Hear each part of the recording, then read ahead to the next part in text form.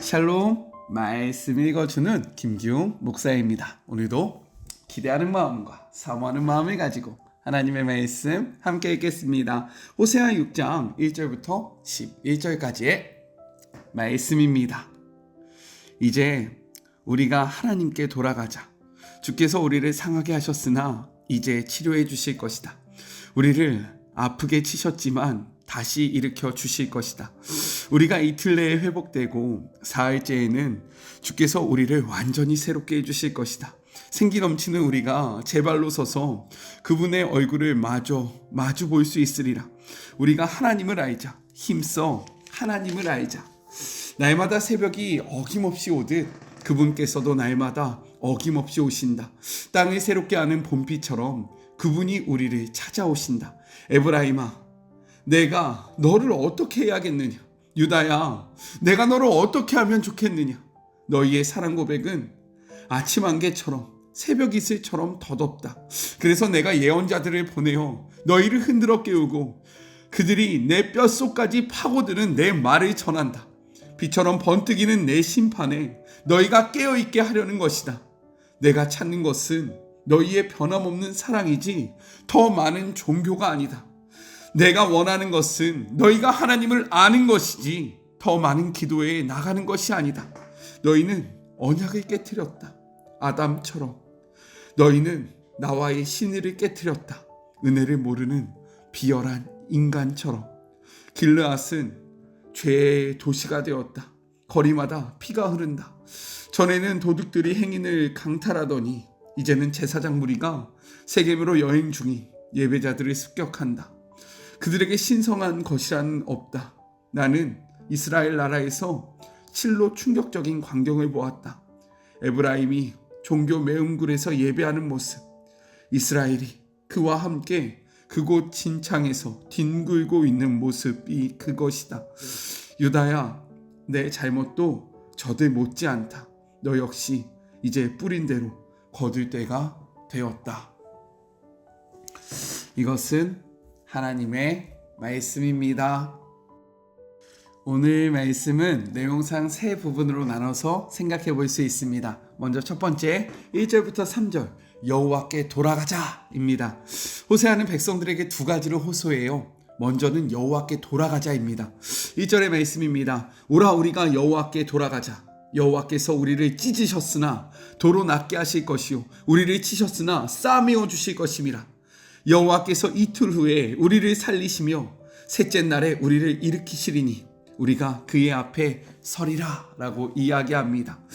돌아간다라는 것은요, 가던 방향을 고쳐서 재설정함을 의미합니다. 즉 우상을 향해 나아갔던 삶에서 돌이켜 하나님께로 돌아가자라는 권면인 거예요. 호세아는요, 돌아감의 이유를 세 가지로 이야기를 합니다. 먼저는 그가 찢으셨으나 싸매 주실 것이기 때문인 거예요. 이는 5장 14절에서 하나님을 물어뜯는 사자로 묘사한 이미지를 연상시킵니다. 5장 14절의 말씀이에요. 내가 에브라임에게는 사자 같고 유다 족속에게는 젊은 사자 같으리니 바로 내가 움켜 갈길지라. 내가 탈취하여 갈지라도 건져낼 자가 없으리라 라고 이야기합니다. 하나님께서 사자가 되어 그들을 찢으셨으나 이제는 어떻게 한다라고 이야기해요? 싸매 주실 것이다. 그러니 여호와께 돌아가자라고 이야기하는 거예요. 둘째는 그가 치셨으나 다시 아물게 하실 것이기 때문입니다. 이는 5장 12절의 말씀을 기억하게 해요. 그러므로 내가 에브라임에게는 좀 같으며 유다 족속에게는 썩이는 것 같도다. 하나님께서 썩고 곪게 하셨으나 하나님께서 이렇게 우리를 상하게 하셨으나 어떻게 하신다고 이야기합니까? 다시 아물게 하실 것이다. 그러니 여호와께 돌아가자라고 이야기합니다. 셋째는 이틀 뒤에 우리를 살리시고 사흘째에 일으켜 세우실 것이기 때문에 우리는 여호와께 돌아가야 한다라고 이야기해요. 이 당시에 부활의 개념이 있었을까요? 이것을 부활의 개념으로 볼 수도 있겠지만 고대 근동 사회에서는요, 3일이라는 시간이 죽음 안에서 의미가 있었다라는 거예요. 죽은 자가 저승까지 가는 여정으로서 사람이 완전히 죽어있는 시간을 뜻했습니다. 그렇기 때문에 이런 의미에서 이를 보면요, 그들이 부활의 개념을 알지를 못했으나 이것은 부활을 의미하고 있다라는 거예요. 즉 언약의 갱신을 뜻하고 있는 겁니다. 바로 하나님과 시내산에서 맺었던 그 언약 갱신이 될 것이라는 것을 믿으면서 죽은 자가 그 죽음으로 나아가다가 돌이키는 것처럼 우리도 하나님과의 언약이 완전히 끊어진 것 같으나, 하나님께서 그 끊어진 언약을, 생명이 사라진 것 같으나 이 생명이 끊어진 것을 잊는 것처럼 이 언약도 회복시킬 것이다 라고 이야기하고 있는 거예요. 그러니 우리가 여호와께 돌아가야 한다 라고 말하는 것입니다. 그 다음 호세아의 두 번째 호소는 무엇이냐면, 여호와께 돌아갔으면 이제는 여호와를 알아야 한다 라고 이야기하는 거예요. 여호와를 알자. 3절입니다. 그러므로 우리가 여호와를 알자, 힘써 여호와를 알자. 그의 나타나심은 새벽빛같이 어김없나니 비와 같이 땅을 적시는 늦은 비와 같이 우리에게 임하신다 라고 이야기합니다. 호세아는 이스라엘이 하나님을 떠나서 죄를 범하고 있는 것을 무엇보다 여호와에 대해서 아는 지식이 없어서 그런 것이다 라고 이야기했어요. 4장 1절의 말씀입니다. 이스라엘 자손들아, 여호와의 말씀을 들으라. 여호와께서 이 땅 주민과 논쟁하시나니 이 땅에는 진실도 없고 인애도 없고 하나님을 아는 지식이 없다 라고 이야기합니다. 그러므로 이제는 죄를 짓지 않고 살기 위해서 우리가 해야 할 것은 하나님에 대한 올바른 지식을 갖는 것이다 라고 이야기하는 거예요. 이러한 지식은 객관적인 면과 주관적인 면이 있는 겁니다. 객관적인 면은요, 여호와에 대한 원리적인 것으로 율법과 선지자의 가르침을 뜻하는 거예요. 이를 통해서 우리가 아는 지식을 의미하는 겁니다. 주관적인 지식은요, 개인적이고 인격적인 하나님과의 관계를 통해서 알아가는 거예요. 그렇기 때문에 호세아는요, 하나님을 향한 균형 잡힌 지식을 회복해야 한다. 너희가 머리로도 알고 가슴으로도 하나님을 알아야 한다라고 이야기하는 거예요.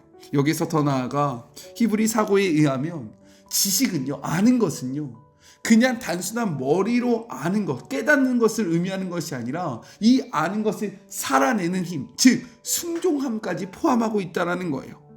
그렇기 때문에 선지자가 외치는 것은 단순한 머리로 하나님을 아는 지식적인 싸움이 아니라 알았으면 살아가야 한다라고 이야기하는 겁니다. 마태복음 3장 8절도 이렇게 이야기해요. 그러므로 회개에 합당한 열매를 맺어야 한다. 열매, 삶의 모습이 있어야 한다 라고 이야기하고 있는 거예요. 이렇게 될 때에 밤이 지나고 새벽이 되면 어김없이 여명의 빛이 떠오르듯이 하나님도 다시 이스라엘에게 찾아올 것이다, 나타나실 것이다 라고 이야기하고요. 해마다 가나안 지역에 내리는 이른비와 늦은비가 그 메말랐던 땅을 새롭게 하고 회복케 하고 열매를 맺게 하는 것처럼 메말랐던 그들의 심령에 은혜의 단비가 되어 하나님이 찾아오실 것이다. 너희를 살리시고 너희에게 풍성한 열매를 주실 것이다 라고 이야기하고 있는 겁니다. 그래서 첫 번째 적용이에요.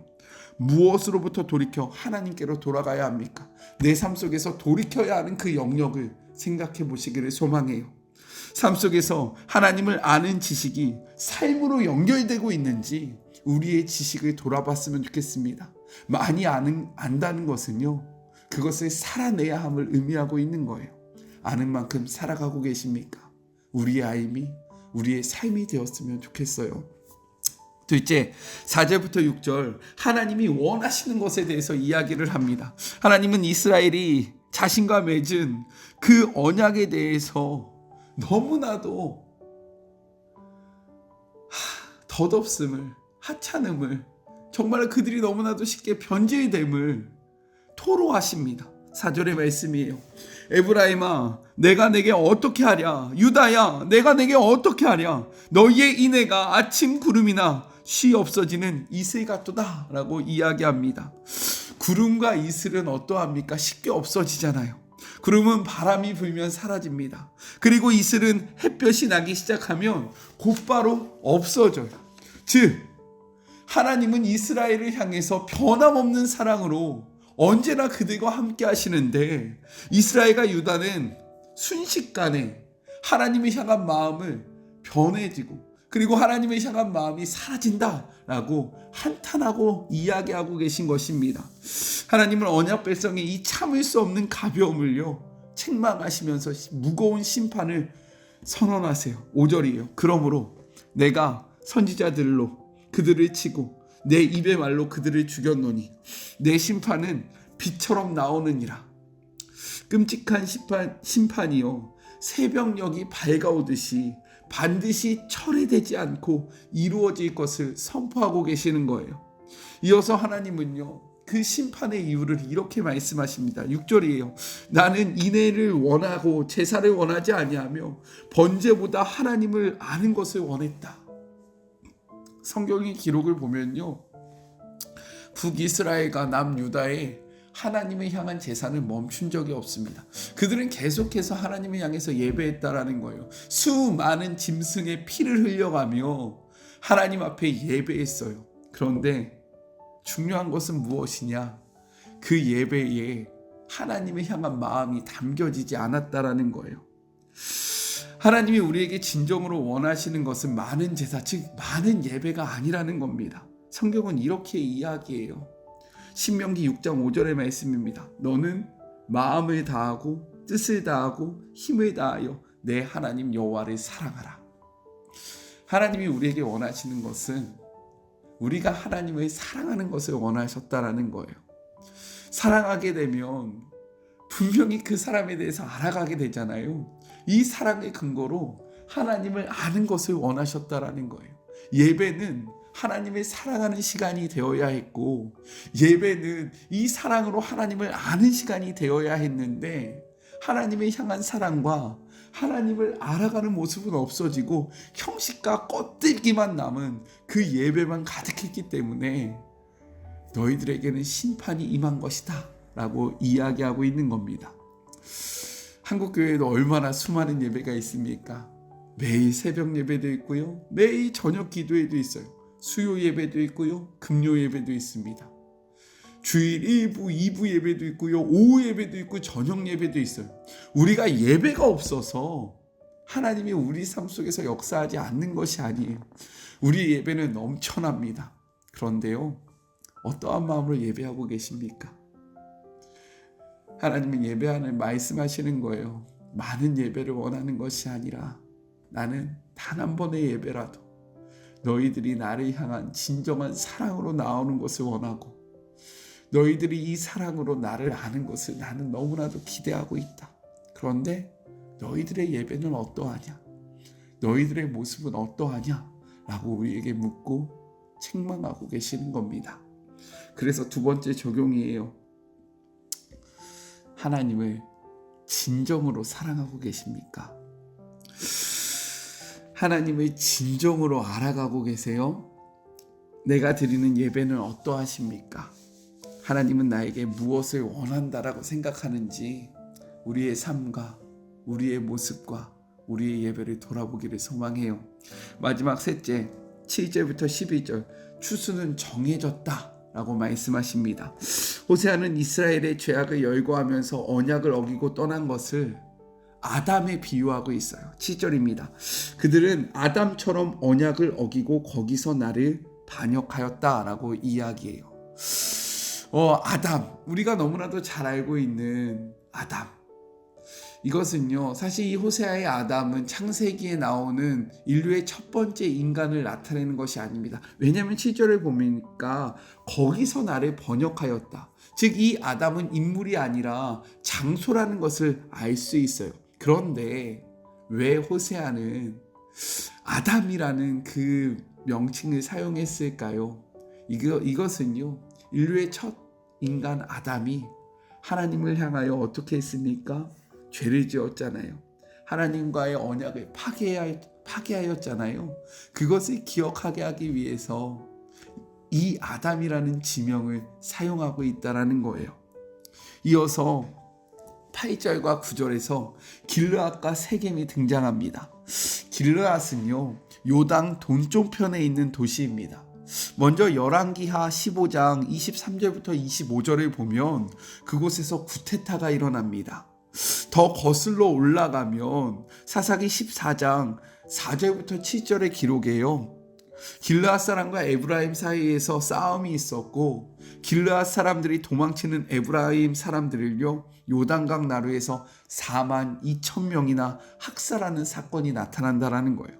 그렇기 때문에 길르앗은요 학살의 현장입니다. 그래서 8절도 이야기하는 거예요. 그곳에서 많은 학살들이 일어나고 있다.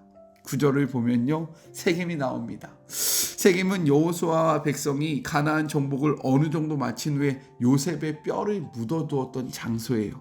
그리고 여로보암이 솔로몬의 대를 이어서 왕이 된 곳도 세겜입니다. 그렇기 때문에 이스라엘에게 있어서 세겜은 아주 중요해요. 그런데 이러한 세겜에서 어떠한 일이 벌어졌냐면 동생 디나가 강간을 당한 이 때문에 분노했던 시므온과 레위가 속임수를 써서 세겜 사람들을 죽이고 약탈한 사건이 창세기 34장에 나옵니다.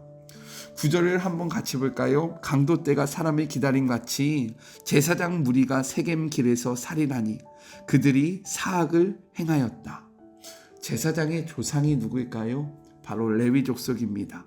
즉 제사장은 오랜 세월이 지난 다음에도 선조 레위처럼 잔인성을 갖고 있다는 거예요. 이 비열함과 잔인성을 이용해서 여전히 지금도 그 길에서 사람을 죽인다라는 것을 보여주고 있는 겁니다. 더 나아가서 10절을 보면요. 너희들이 너무나도 음란하게 우상을 섬기던 그곳에서 나를 섬기고 있다라고 말씀하고 계십니다. 그런데 가슴 아픈 것은 무엇이냐? 유다도 예외가 아니라는 거예요. 11절입니다. 또한 유다여 내가 내 백성의 사로잡힘을 돌이킬 때에 내게도 추수할 일을 정하였다라고 이야기합니다. 추수는요 곧 심판날을 의미합니다. 이것은 무엇이냐? 하나님의 언약이 있는 유다라 할지라도 하나님의 심판을 피할 수 없음을 이야기하고 있는 거예요. 그러면서 무엇이라고 이야기합니까? 내 백성의 사로잡힘을 돌이킬 때에, 이 말이 무엇이냐면 너희가 앞으로 이제 이스라엘의 멸망을 바라볼 텐데 이들이 왜 멸망을 당하냐? 하나님을 향한 죄악 때문이 아니냐? 그러니 이것을 보면서 너희가 돌이켜야 한다라고 이야기하고 있는 거예요. 이 멸망을 교훈 삼아 유다의 날을 내다보라는 하나님의 경고의 메시지입니다. 그래서 세 번째 적용이에요. 추수의 날, 즉 심판의 날이 있다는 것을 믿으십니까? 믿는다면 오늘의 이 말씀 앞에 우리는 어떻게 살아가야 하겠다고 다짐하고 계십니까? 혹시 믿지 못한다면 추수의 날을 믿지 못하는 날이 이유가 무엇인지 한번 생각해 보셨으면 좋겠어요. 우리 같이 기도할까요? 하나님 감사합니다. 호세아 선지자는 우리가 여호와께 돌아가야 한다라고 이야기합니다. 그리고 여호와를 알아야 한다라고 이야기합니다. 이 알음은 삶의 변화를 뜻하고 있는 것입니다. 하나님, 우리가 주님께로 돌아가기를 소망합니다. 하나님이 어떠한 분인지를 알기를 소원합니다. 주님, 단순한 지식을 쌓는 것이 아니라 우리의 삶의 변화가 일어나게 하여 주시옵소서. 또한 하나님은 가슴을 치면서 나는 너희들을 향하여 변하지 않는 사랑과 인애로 다가가는데 너희들의 사랑은 구름과 이슬처럼 너무나도 짧고 순식간에 변한다라고 한탄하십니다. 그러면서 하나님이 진정으로 우리에게 원했던 것은 많은 제사가 아니라 인애이고 그리고 하나님을 아는 것이었다라고 말씀하고 계십니다. 그런데 우리는 어떠합니까? 하나님을 사랑하는 것에 힘을 쓰고 있습니까? 하나님을 아는 것에 노력하고 있습니까? 아니면 형식적인 예배에만, 수많은 예배에만 목을 메고 있지는 않습니까? 우리가 진정으로 붙잡아야 하는 것이 무엇인지를 분명히 깨닫게 하여 주시옵소서. 주님,